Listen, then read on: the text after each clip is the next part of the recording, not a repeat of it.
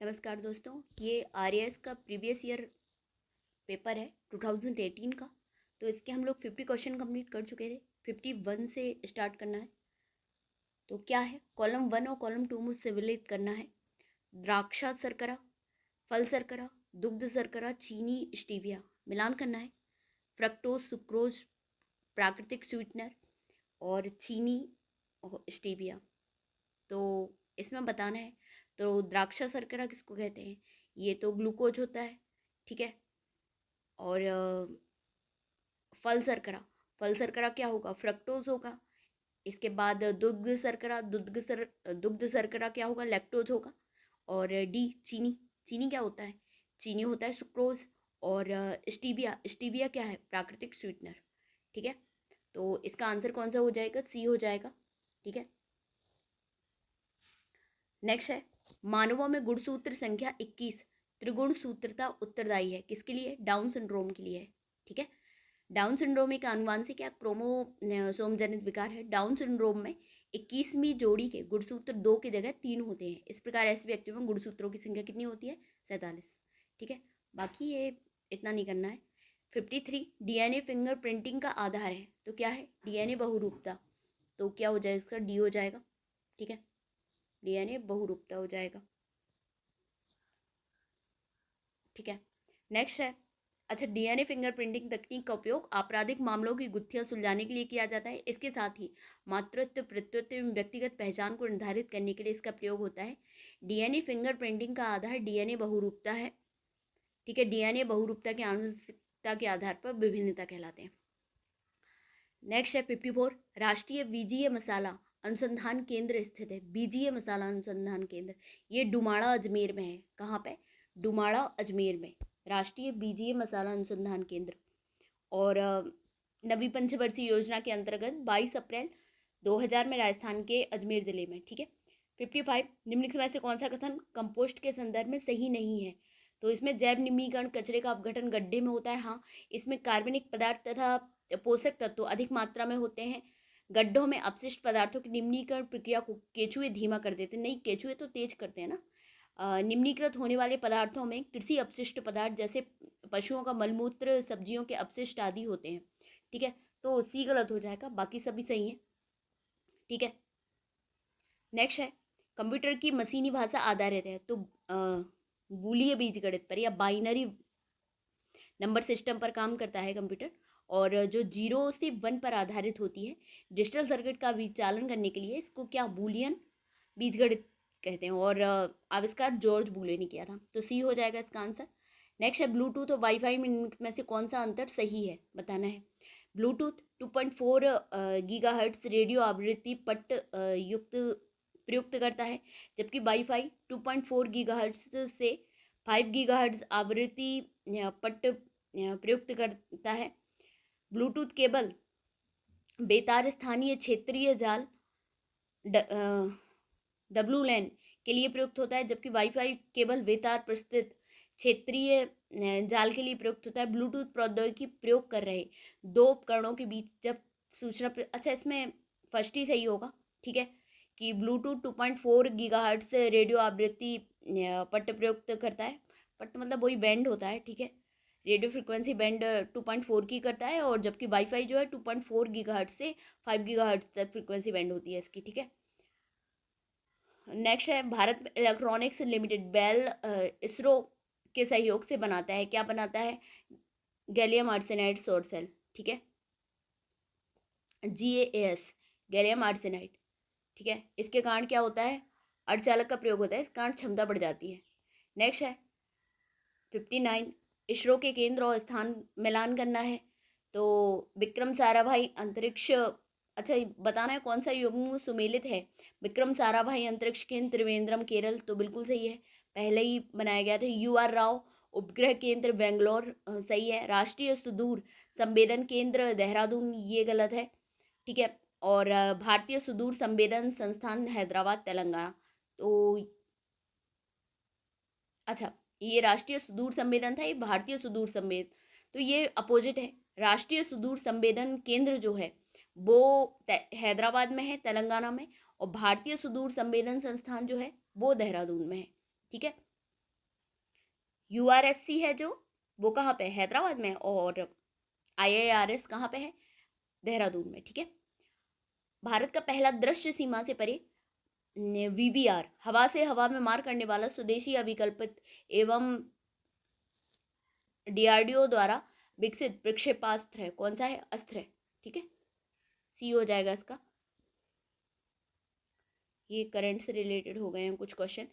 PSLV-C-37 के द्वारा एक ही उड़ान में 15 फरवरी 2017 को सफलतापूर्वक कितने उपग्रह प्रमोचित किए गए थे? तो उस टाइम 104 किए गए थे। हालांकि इस टाइम चंद्रयान बड़ा इंपॉर्टेंट है, चंद्रयान 3 का, तो उसके साथ ही चंद्रयान 2 भी इम्पोर्टेंट हो जाता है, चंद्रयान 1 भी इम्पोर्टेंट हो जाता है, साथ में मंगलयान का भी।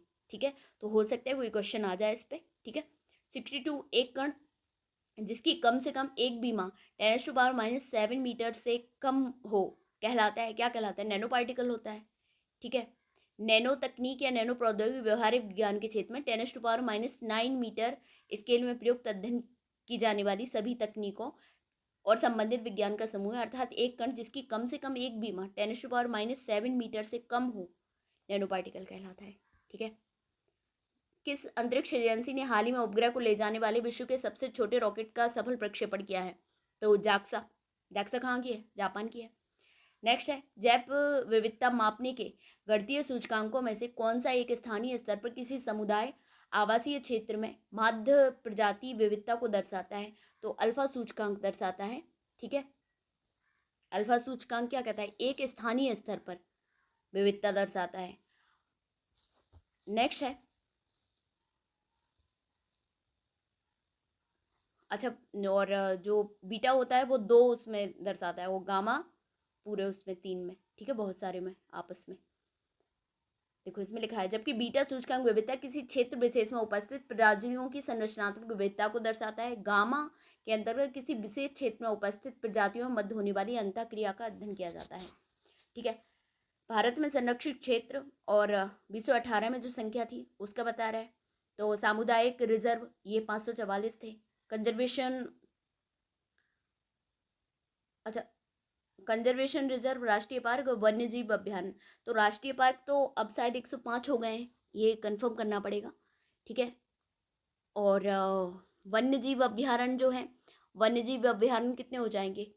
ये हो जाएंगे 103 वन्य जीव अभ्यारण्य। वन्य जीव अभ्यारण्य हो जाएंगे, ये ज़्यादा होंगे। रुको रुको रुको रुको 1 मिनट। हाँ देखो, जो राष्ट्रीय पार्क है वो तो 105 के लगभग हैं, और जो वन्य जीव अभ्यारण्य है वो 544 हैं, और कंजर्वेशन रिजर्व जो है वो 76 हैं। अब ये सब संख्या बढ़ गई है, तो थोड़ा सा अपडेटेड वाला इसमें लिखा है। रुको रुको रुको, इसमें लिखा है, देखो, जो भारत में संरक्षित क्षेत्रों की संख्या निम्नलिखित है। राष्ट्रीय पार्क जो है 105 नहीं, सॉरी, 106 हो चुके हैं। सामुदायिक रिजर्व जो है वो 214 हो चुके हैं, वो भी बढ़ चुके हैं। 76 इसमें लिखा है, जबकि बढ़ चुके हैं। वन्य जीव अभ्यारण्य जो है वो 566 हो गए हैं, और कंजर्वेशन रिजर्व जो है वो 97 है। ठीक है। तो सबसे कम कंजर्वेशन रिजर्व है, फिर सामुदायिक रिजर्व है 214 है, फिर 566 में है वन्य जीव अभ्यारण्य, और राष्ट्रीय पार्क 106 है। ठीक है। मानव गतिविधियों को प्रत्यक्ष या अप्रत्यक्ष आलम्बन प्रदान करने में उत्पन्न ग्रीन हाउस गैसों की कुल मात्रा को कहते हैं। तो क्या कहते हैं? कार्बन पदचिन्ह। ठीक है, कार्बन फुटप्रिंट कहते हैं।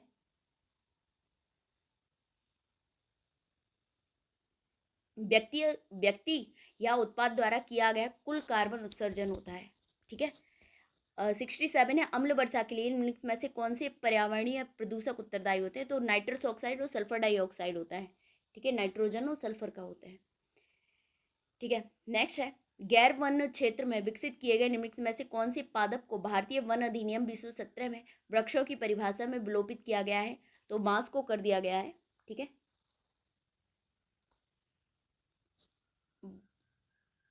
बांस को अब क्या कर दिया है? वृक्षों की परिभाषा में विलोपित कर दिया गया है।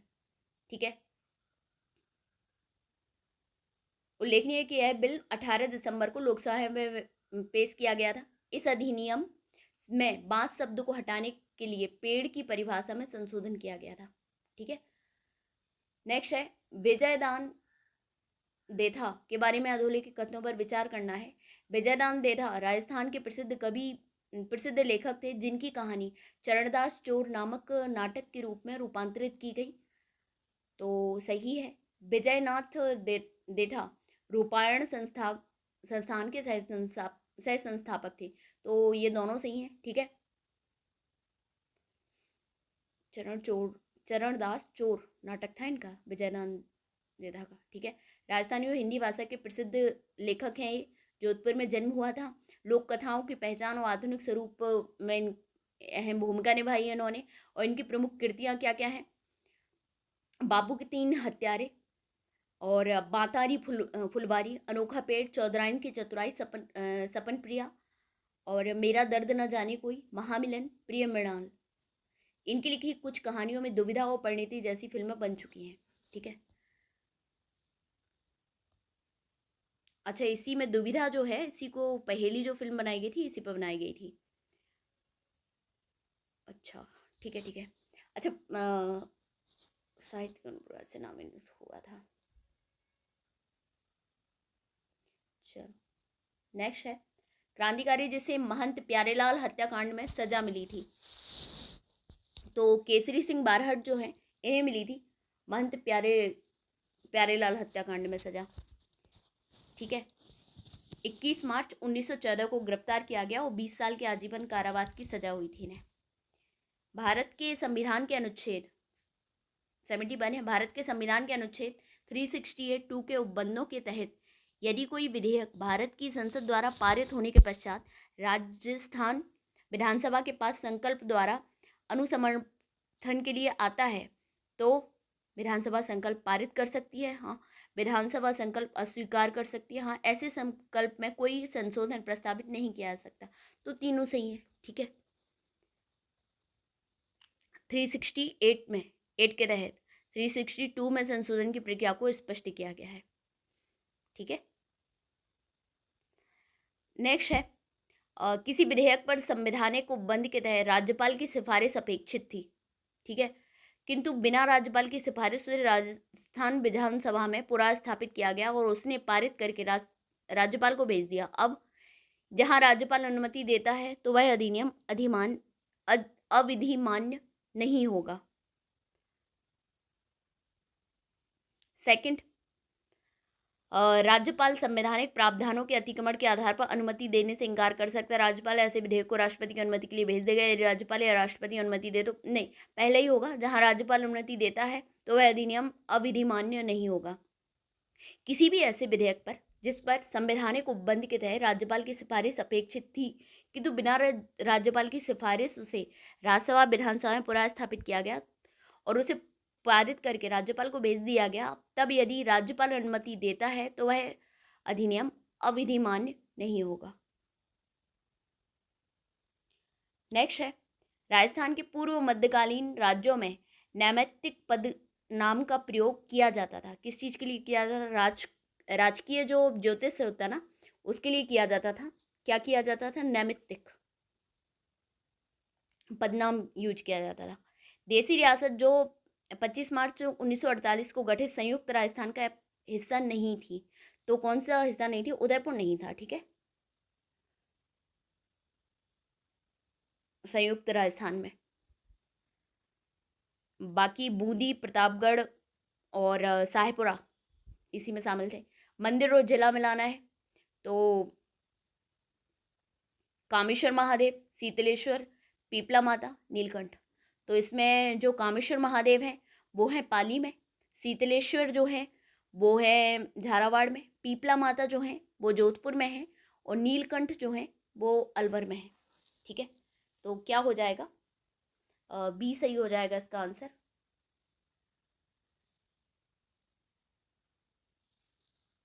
शीतलेश्वर कहाँ पे है? झालावाड़ में है। चित्तौड़गढ़ किले के निम्नलिखित मंदिरों में से कौन सा एक जैन मंदिर है?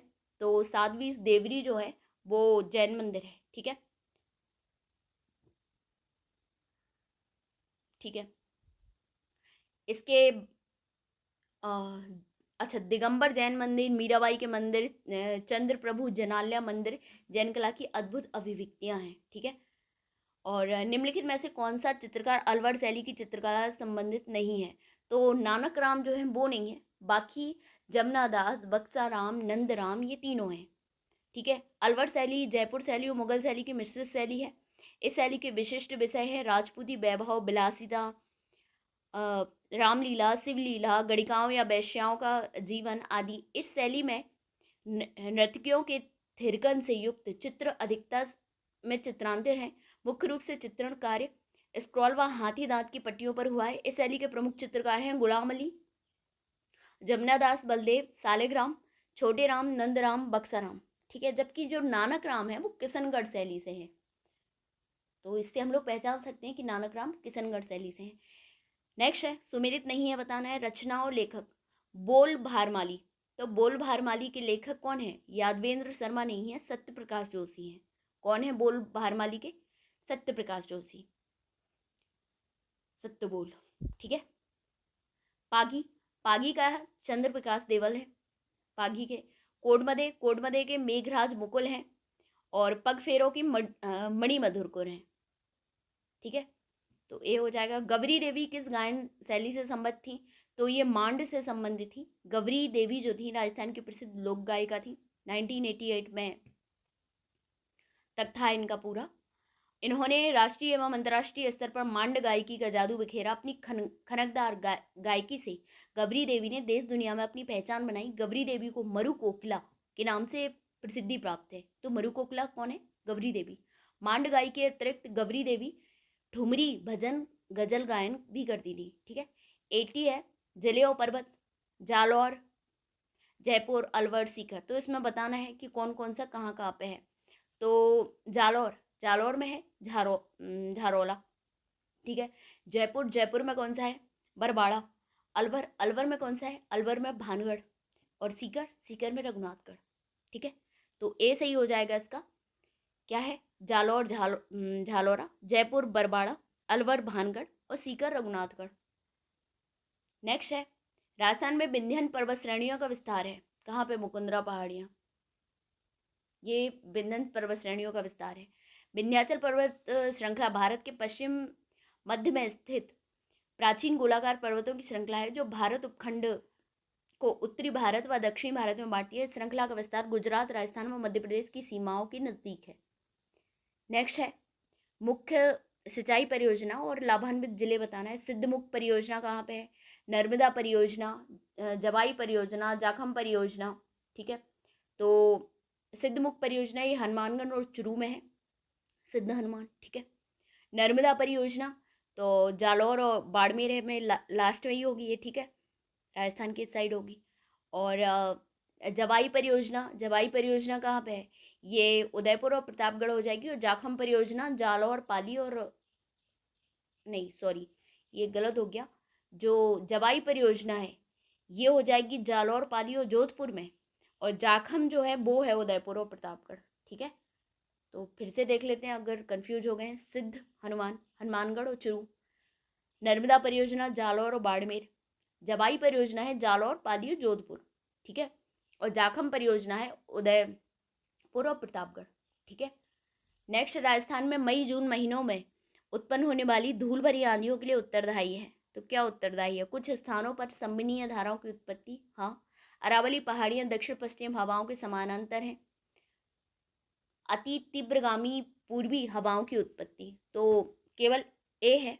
ठीक है। कुछ स्थानों पर संवहनीय धाराओं की उत्पत्ति, यही है केवल रीजन। ठीक है। धूल भरी आंधियों के लिए इसमें क्या होता है? अप्रैल एवं मई माह में सूर्य के लंबत चमकने के कारण दैनिक तापक्रम में वृद्धि होती है। सर्वाधिक दैनिक तापमान राजस्थान के पश्चिमी भागों में, मुख्यतः जो भी पश्चिमी है, फलौदी, जैसलमेर, गंगानगर, बीकानेर। ठीक है। तो यहाँ पे थार मरुस्थल का दैनिक ताप परिसर जो है अधिक है। परिणामस्वरूप दिन में तापक्रम अधिक, रात में काफ़ी कम हो जाता है। और इसमें क्या होता है? स्थानीय ताप प्रचंड संवहन धाराओं को जन्म देता है जिसके परिणाम स्वरूप धूल के भंवरों की उत्पत्ति होती है। इन्हें क्या कहते हैं? भभूल कहते हैं। ठीक है। अगर आ जाए कि भभूल या भभूलिया किसे कहते हैं, तो जो धूल के भंवरों की उत्पत्ति होती है संवहनीय धाराओं की, तो उन्हें कहते हैं। ठीक है। नेक्स्ट है कथन सत्य बताना। संगमरमर विकास एवं संरक्षण नियमावली 2002 में बनाई गई। राजस्थान खनिज नीति 2015 में बनाई गई। जिला खनिज फाउंडेशन ट्रस्ट नियमावली 2016 में बनाई गई। राजस्थान अप्रधान खनिज रियायत नियमावली 2016 में। तो ये सभी सही हैं, ठीक है।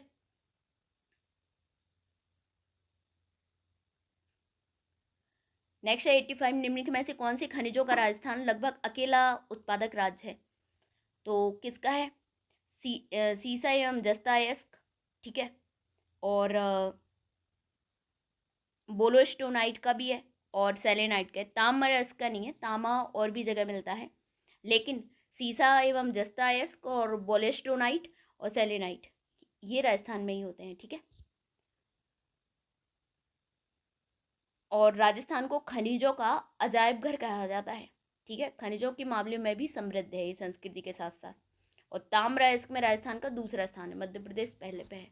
अब थोड़ा सा देखना पड़ेगा, आर्थिकी देख लेना, क्योंकि ये भी आ जाता है कि राजस्थान का कौन कौन से पे है। नेक्स्ट है वर्ष 2017-18 में राजस्थान के कौन से क्षेत्र में सर्वाधिक कच्चे तेल का उत्पादन हुआ है? तो बाड़मेर, सांचौर, वेसन है, यहाँ पे हुआ है। निम्नलिखित में राजस्थान में कौन कौन से महत्वपूर्ण खनिज आधारित उद्योग हैं? तो ये कहाँ पे है? जस्ता गलन उद्योग है, और कौन सा है? सीमेंट उद्योग है, और संगमरमर उद्योग है। इलेक्ट्रॉनिक उद्योग नहीं है, ठीक है। इसको पढ़ते नहीं है, क्योंकि ये चीज़ें आप आर्थिकी से पढ़ लेना कि कहाँ कहाँ पे क्या क्या है, ठीक है। 2011 की जनगणना के अनुसार राजस्थान में किन जिलों में अनुसूचित जनजाति की जनसंख्या का प्रतिशत उनकी कुल जनसंख्या में न्यूनतम है? तो बीकानेर और नागौर है ना, यहाँ पे अनुसूचित जनजाति की संख्या का प्रतिशत न्यूनतम है, बीकानेर और नागौर में, ठीक है। और राज्य की कुल जनसंख्या का 13.48% है ST भारत में, वो अनुसूचित जाति की संख्या, ठीक है। और अनुसूचित जनजाति की जनसंख्या में राजस्थान का भारत में 5वां स्थान है, और जनगणना के अनुसार 13.48% है राज्य की कुल जनसंख्या का। और राजस्थान के उदयपुर जिले में सर्वाधिक जनजातियां पाई जाती हैं, और 16.5%, ठीक है। चलो, पचपदरा बाड़मेर में प्रस्तावित ऑयल रिफाइनरी किसका संयुक्त उपक्रम है? तो HPCL एवं राजस्थान सरकार का, HPCL और राजस्थान सरकार का है। कौन सा? पचपदरा बाड़मेर में। कौन सा सुमेलित नहीं है बताना है? भीलवाड़ा मोर, शुभंकर, ठीक है। चुरू कृष्णमृग, सवाई माधोपुर का क्या है? शेर, जैसलमेर गोडावड़। तो भीलवाड़ा का मोर है, सही है। चुरू का कृष्णमृग है, ये भी सही है। जैसलमेर का गोडावड़ है, ये भी सही है। सवाई माधोपुर का शेर नहीं है, सवाई माधोपुर का क्या है? बाघ है, ठीक है। तो ये 90 क्वेश्चन कर लिए हैं, बाकी क्वेश्चन नेक्स्ट वीडियो में कंप्लीट कर लेंगे, ठीक है। धन्यवाद।